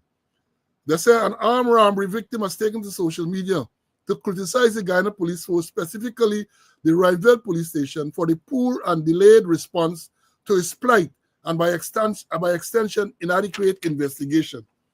In a Facebook post, overseas-based Guyanese, get the name, shared a CCTV clip that detailed the robbery that took place 3 weeks ago. The robbers targeted 3 individuals who were with him in the building, taking $60,000 in cash and 2 cell phones. The man could be seen walking to the car, and he said that was because he saw the robbers, who were fully hooded, masked, and barefooted, but did not expect them to start shooting. He managed to escape without being shot, and said that the spent shells from the shots fired remained at the scene for hours without police response. Further, he said that he learned that the robbers had targeted 3 other individuals before reaching his group. He said, after he caught one of the suspects, they chased me down and they ran me into an empty lot with nowhere to go. But by then, the gun was empty. After running back to the road, my female cousin saw me and called the police when I told her what was going on. He further explained that the owner of the building where the men first approached took 30 minutes to arrive, and the CCTV feed was viewed in the victim's presence. However, despite repeated calls to the police, there was no response for over an hour. The owner of the building then went to the police station, where he found out that no officers were available. It was not until 4 hours later that a detective from the Criminal Investigation Department arrived.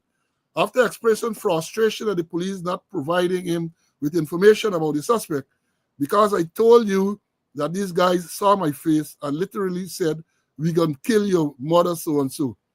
So at least let me know who the suspects are, because nobody going to see me on the road and shoot me. And I'm not even expecting them."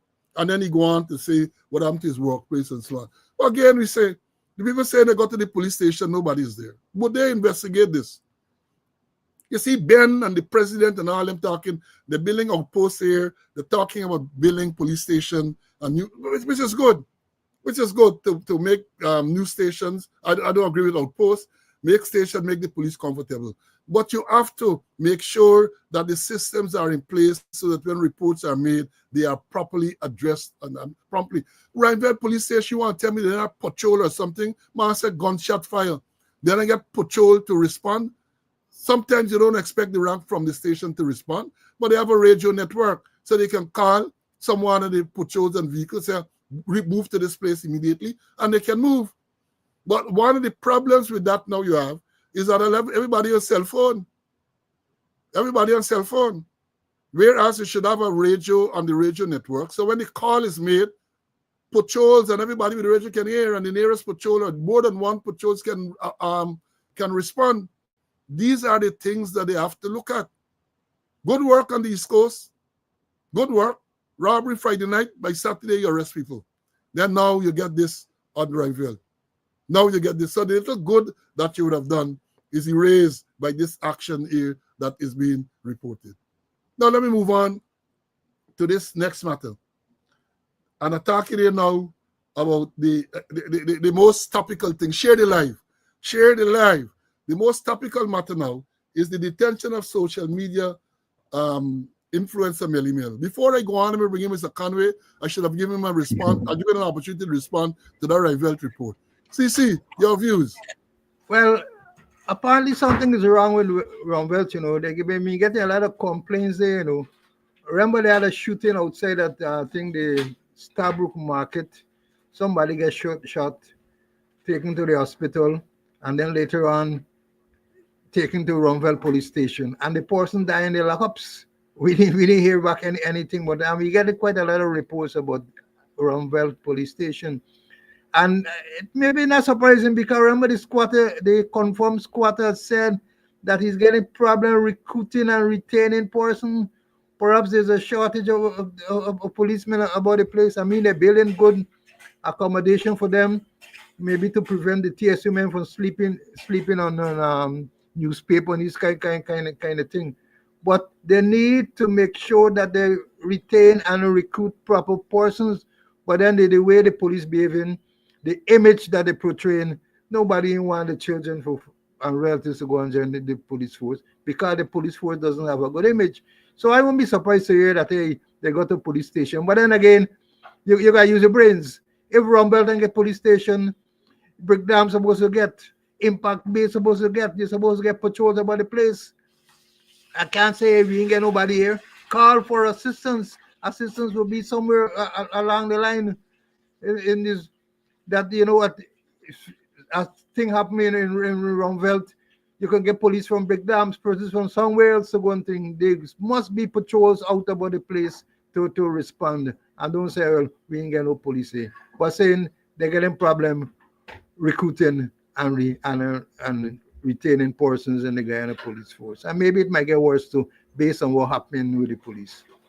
Well, let me correct you. The author of patrols.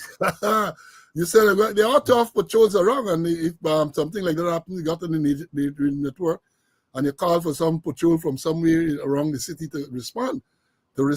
Now, as I said, the issue we're gonna go into now is the arrest, detention of social media sensation Melly Mel. We learned during last week that they say ICE, the Immigration Custom Enforcement people, arrest Melly Mel. Oh God, some people celebrating, man. Up to now, some of them celebrating. Now, let me say this before I go into some of the details that are known. I can read Psalm 35. This is Lenten season. 35 Psalms. They say, weeping may endure for the night, but joy cometh in the morning. Let me repeat that. Weeping may endure for the night, but joy cometh in the morning. Let me say this. I said, I write down something, I'll read it. Let it be known to all and sundry. I have been a law enforcement officer for 37 years. I am a law-abiding citizen. I do not condone criminals or criminal behavior. I, however, fully and unconditionally support Melly Mel's fight against an exposure of corruption. Let me say this. I fully support Melly Mel's fight and our exposure of corruption in Guyana. I said, I may not always agree with some of the coarse language she uses, but I fully support or fight. Fully support or fight. Let me understand this thing clearly. Because corruption is rampant in the country. Many of them doing like the proverbial ostrich. They bury their head in the sand, left the backside exposed. They're denying it. So much so that some time ago, when you talk about corruption in Guyana, they used to say, bring the evidence. All of them, government people, bring the evidence. I don't know, and I have said before, if an allegation is made, it's not always to the person who's making the allegation to provide the evidence. You have got to investigate to get the evidence, but in Guyana it's different. They want you to provide the evidence when you go to make an allegation about corruption. And Melly Mel has been providing the evidence on social media. She has been putting it out there on social media. The word corruption is so like kryptonite to them. So in Parliament now, the Speaker of the National Assembly banned the use of the word corruption. They can't use the word corruption in Parliament during debate or anything else, right? And then, you know, that they make a slightly change because first, nothing like corruption and bring the evidence. But in recent times, you hear that they're talking, people writing, some of their supporters writing about corruption. And they used to say it didn't exist. The only corruption they knew is when a police traffic rank take a Granger or something on the road. But all of them were involved in corruption to the tune of hundreds of millions of dollars. Hundreds of millions of dollars.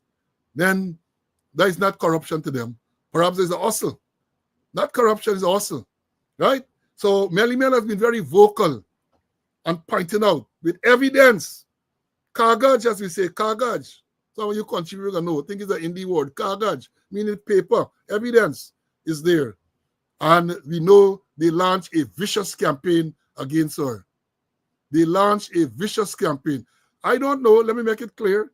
I don't know why she was detained. You hear us at the rumors. I ain't going to bother with the rumors. At some stage, we are going to hear. Some stage, we going to know. Right? They jump up and they write us at the thing. And then let me say this. I saw a video last week, the man rejoicing.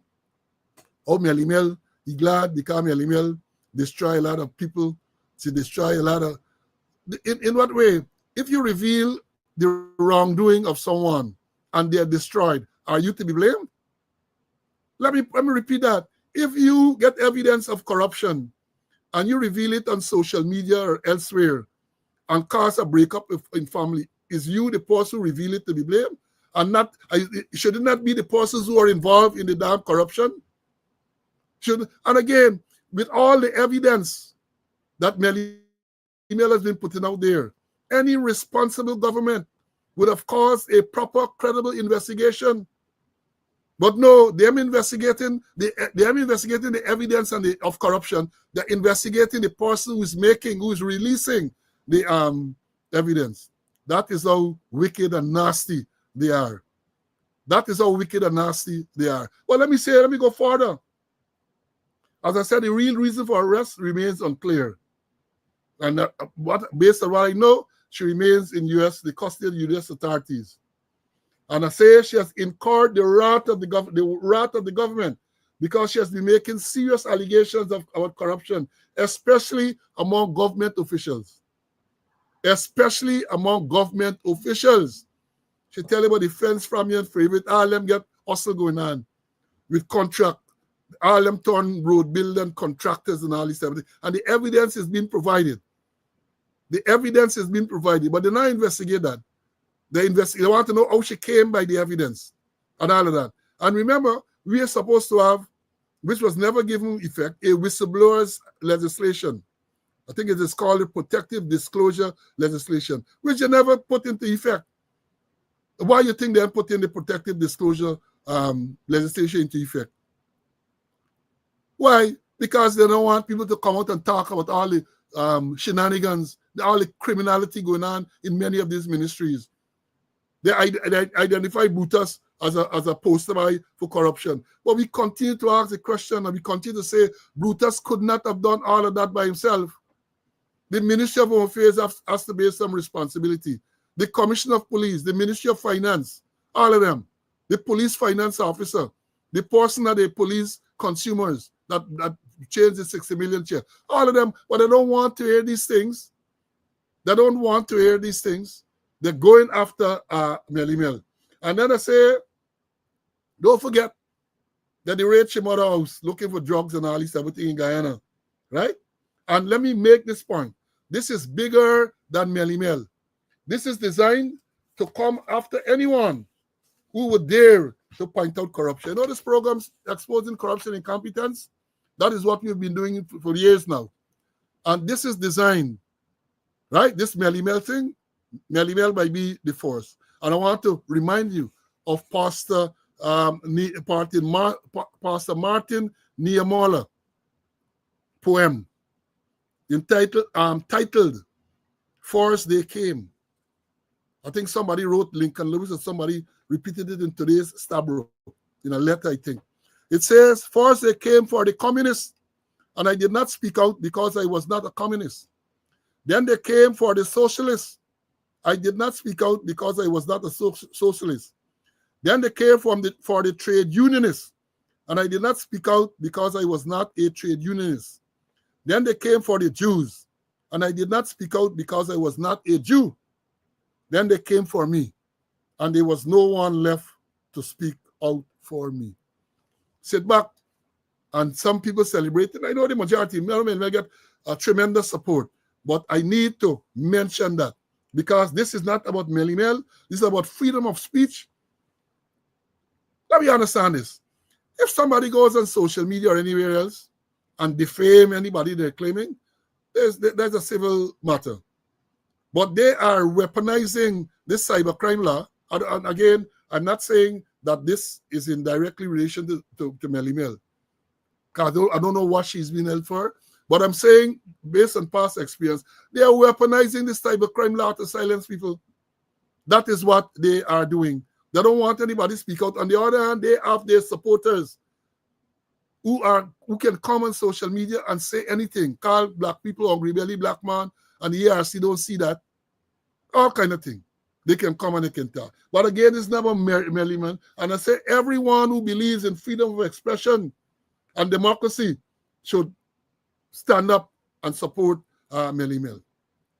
Everyone. Because this is about freedom of expression. Again, I say sometimes I don't always disagree with her in the language that she would use. A lot of expletives and so on. I don't always, but it's a message. The message about the corruption, why it's important, right? So that's what they're doing. The target, as I said earlier, I started by saying election year, you can expect them to target more individuals and organizations that are highlighting corruption. And let me make the point again. I am not afraid. I am not afraid. I'm going to continue to talk out against corruption. When I see it, I'm going to call it out. I'm going to continue to talk out against incompetence. And corruption, incompetence, they're all over the place in Guyana. They don't want it. Why? Why? They're desperate. They're desperate. The idea is to silence Melly Mel and others who would speak out. Not about Melly Mel alone.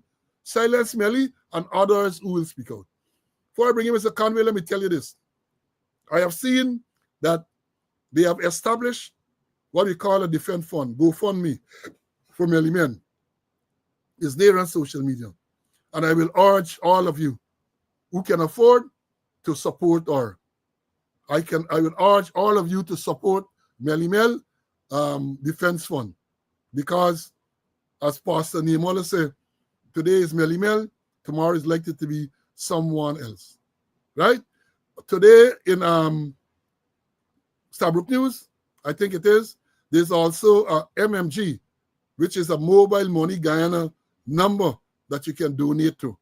And I will encourage all to donate and provide funds to support. Support is not only about talking, not only about talking, even though talking is welcome, but you have to support in a tangible way. So again, I say support. Let me bring in Mr. Conway for his, It's well. Let me give some opportunity to comment on that, and maybe it's closing at the same time. Gotta play your therapy and all that. Go ahead, CC. Yeah, I like you, Paul. I admire the bravery of Melly Mel exposing corruption. Although sometimes I don't like her methodology, or I don't like the kind of language she uses sometimes. But the thing is that she has been bringing credible information that they can debunk, and it's there. And the thing with them is that hey, when you talk against corruption, they're targeting you instead of targeting the message. They're targeting the messenger. I don't know exactly what they held Melly Mel for, what I held her for, but she has been very vocal and she's been doing an excellent work exposing corruption at the highest level in government. Yes, persons have been hurt, but you can't deal with her. You got the persons who have been hurt, they committed offense. They brought things on to themselves. And they weaponizing things. You using the cybercrime to weaponize. Since you open up your mouth to talk about cybercrime, the freedom of speech for them has gone through the window. And that's what they're doing with Melly Mel. She can't talk. She mustn't say anything. The information she gets, she must keep it to herself. But she's been doing an excellent work exposing what the freedom of speech is there. And the freedom of speech is enshrined in the Constitution of Guyana. And I always make the point that the Constitution of Guyana is the supreme law. It is second to none. The president is a creature of the Constitution, and he can be, if he breaches the Constitution, he could be removed from office. Always a big, long process that you have to go through. And any law that is enacted, as long as it collides with the Constitution, it is dead. It cannot go forward. And let me read a bit about the Constitution in terms of the freedom of expression. Article 146, it talks about the protection of freedom of expression. It say, except with his or her own consent, no person shall be hindered in the employment of his or her freedom of expression. That is to say, freedom to hold opinions without interference, freedom to receive ideas and information without interference, freedom to communicate ideas and information without interference, and freedom from interference with his or her correspondence. It's there. There's some provision, but this is the general thing as it deals with freedom of expression. And that's what they're breaching as far as concerned Melly Mel's constitutional right. They look, and others, they're looking for cybercrime. They're weaponizing cybercrime. And if you enact the cybercrime, it has to go within the ambit of the Constitution. And this Cybercrime Act, in many instances, has been colliding with the Constitution of Guyana, and it is fatal. Not like the fatality where you hear to get on the road. This is fatal. It dead right there. As long as it collide, it dead right there. And the thing is, I repeat it myself, is that when you speak out about corruption, especially the high offices, instead of they attacking the information you put, they're attacking you. They're attacking the messenger and not the message. But I sure Melly Mel day is gonna come. I sure before long things will be revealed exactly what took place, why she was there. But freedom of expression is in jeopardy in this country. They bring the Cybercrime Act. And the same Attorney General, they say that when they go in office, they're going to repeal the act. Is he say so? It's draconian and all kind of thing. Is he say so? Now we there in office. He's the Attorney General. He using it. He weaponizing it. And from people who are exposing corruption. We had our say. They're targeting you, Paul. They're targeting me too. I know I don't speak out something, but I know the cameras don't lie. I am being targeted. You are being targeted. They try and give me bogus charge because we speak about corruption, they give you bogus charge which didn't stand up, which finish at no case submission. And they will try all kind of thing. But there's a God, and then God is with us. And I know for sure that we will prevail and we will not stop. Nothing going to stop us from exposing corruption and incompetence. And let me before I forget this one to Sergeant Vaughan. Paul, you mentioned about him over a year now he died. Nothing ain't come up yet. And the thing is, I understand the family hasn't received his benefits yet, his death benefits. Normally, there's have when a policeman die in the line of duty, and he didn't die, he was murdered in the line of duty. Now he has got a $1 million for the family. Nobody ain't get no money, and other benefits, nobody ain't get any over a year. And a report can't come up. Even a report to recommend an inquest so that a magistrate will meet urgently and decide whether or not anybody was criminally responsible for his death. But I think they're afraid that if you hold an inquest, all the cover-up that they did will be exposed. Yeah, and thank you, my brother. Some students have asked for the number. This MMG number for Melly Mel is here. I just already put it together, MMG 719-2508. For those of you who want to contribute via MMG, that's the people in Guyana. And so you should make a contribution. Others can go to GoFundMe and make your contributions as well. And let me put this other banner here. We've been saying our Zelle Cash App for those of you. Again, I want to thank the many people who have made contributions to this program, Speaking Out.